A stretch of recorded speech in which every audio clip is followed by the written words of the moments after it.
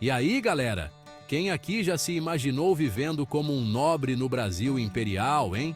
Carruagem pra lá, baile de máscaras pra cá. Mas será que a gente sabe mesmo como era a vida nessa época? O Brasil passou por poucas e boas, né? Ditadura, monarquia, república. Mas o período imperial, esse tem história pra contar. É tipo aquela tia que adora um bom bate-papo na varanda, sabe? Cheio de causos, tretas e reviravoltas. A gente tá falando de um período que moldou o Brasil que a gente conhece hoje, com direito a imperador, princesa, guerra e até um hino nacional diferente. Então, preparem o cafezinho, porque no vídeo de hoje a gente vai mergulhar de cabeça em 10 curiosidades surpreendentes sobre o período imperial do Brasil. Se inscreve no canal, deixa o like e bora lá desvendar essa época fascinante da nossa história. Imagine só, você tá lá, vivendo sua vidinha tranquila no Brasil colônia, quando de repente, pum, chega a família real portuguesa inteira. Foi tipo um Big Brother Brasil da realeza, gente. Em 1808, Dom João VI, o rei de Portugal, resolveu dar no pé e transformar o Rio de Janeiro na nova capital do Império Português. A vinda da corte portuguesa para cá virou o jogo completamente. Era decreto para todo lado, abrindo portos, criando universidades, bibliotecas. O Rio de Janeiro estava bombando. Mas calma lá que essa mudança toda teve seu lado B, viu? O povo brasileiro teve que se virar nos 30 para abrigar tanta gente importante. No fim das contas, a vinda da família real portuguesa foi um marco na nossa história. Foi tipo aquele empurrãozinho que faltava para a gente começar a trilhar o caminho da independência. E aí, você acha que a independência do Brasil foi só Dom Pedro I dando um grito e pronto, acabou? Nada disso! Aquela galera sabia fazer um marketing, viu? A verdade é que a independência foi um processo mega planejado, tipo um jogo de xadrez, com direito a jogadas de mestre e tudo. A elite brasileira estava de olho no poder e na grana fazia tempo. Dom Pedro I, então príncipe regente, começou a fazer umas viagens estratégicas pelo Brasil, tipo um político em campanha, sabe? Aí quando o clima esquentou de vez lá em Portugal, com a galera exigindo a volta de Dom Pedro I e ameaçando tirar o Brasil da jogada, ele soltou o famoso grito do Ipiranga: independência ou morte. Foi o auge da campanha, o ápice da revolução. E assim, meus amigos, o Brasil finalmente conquistou a tão sonhada independência. Dom Pedro I, o cara que gritou independência ou morte, era um personagem, digamos, peculiar. Ele não era só o imperador do Brasil, não. Ele também era o rei de Portugal. Você ouviu direito. O cara tinha 2 tronos. Imagina a dor de cabeça para administrar tudo isso? Mas calma, a história fica ainda mais interessante. Ele abdicou do trono português. Essa decisão, meus amigos, deixou todo mundo de boca aberta. Ele foi fundamental na construção do Brasil independente. Você sabia que o nosso amado hino nacional brasileiro nem sempre foi esse que a gente conhece? Pois é, meus amigos. Antes da gente ter o Ouviram do Ipiranga as margens plácidas, a galera cantava o hino da independência. Imagina a bagunça! Era cada um cantando uma versão diferente, ninguém se entendia direito. Tinha gente que preferia o antigo, outros já curtiam mais o novo. Foi uma verdadeira guerra musical. Mas calma, que essa história tem um final feliz. Em 1831, o hino que a gente conhece hoje foi oficializado. A letra, que é pura poesia, só veio depois, em 1922, escrita por ninguém menos que Osório Duque Estrada. Se você pensa que Dom Pedro II era só um rostinho bonito em cima de um trono, prepare-se para se surpreender. O cara era um verdadeiro nerd aficionado por conhecimento. Sério, ele era tipo o Google da época. Dom Pedro II assumiu o trono com apenas 14 anos, depois que seu pai, Dom Pedro I, abdicou. Governou o Brasil por quase 50 anos, um período marcado por paz, progresso e, claro, muita cultura.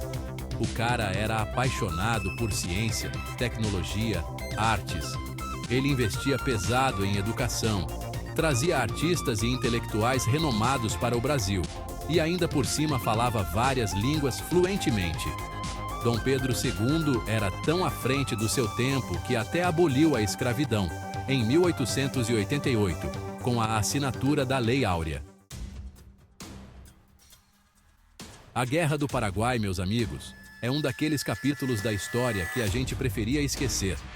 Foi um conflito sangrento, brutal e que deixou marcas profundas no Brasil e em toda a América do Sul.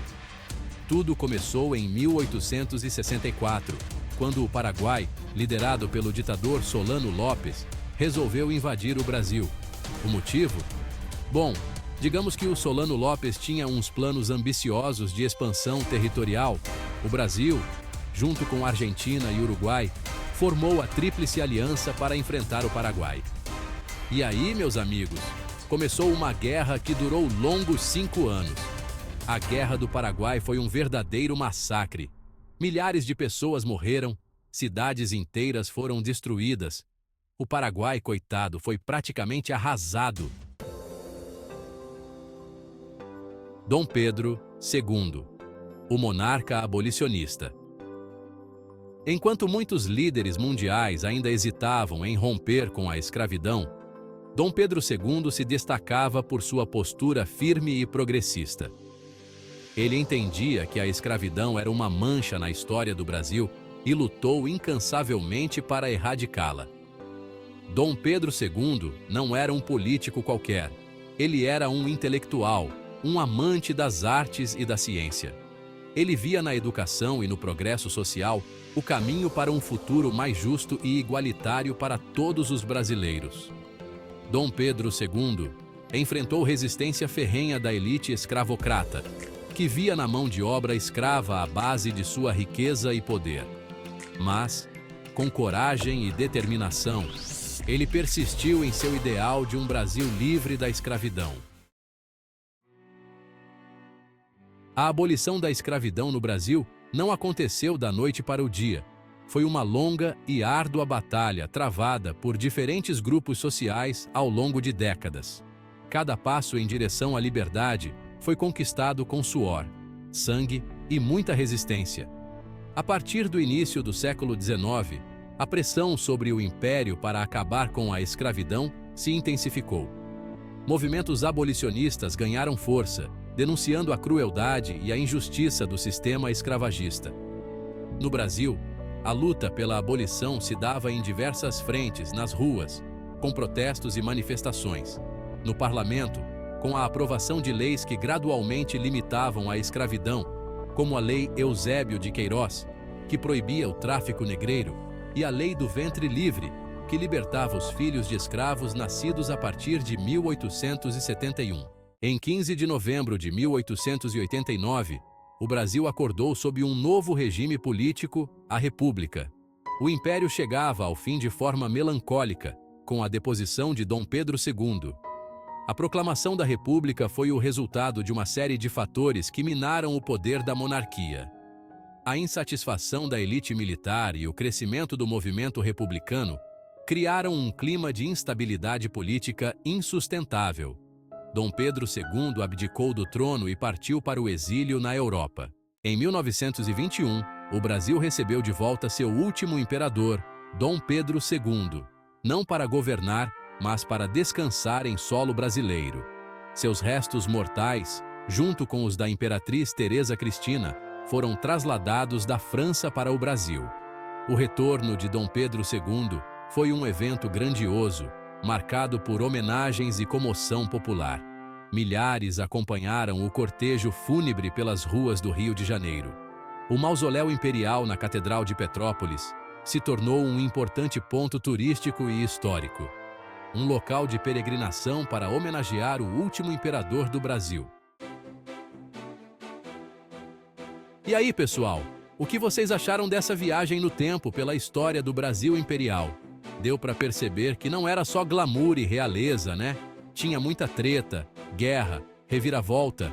É importante a gente conhecer o nosso passado para entender o presente e construir um futuro melhor, né não?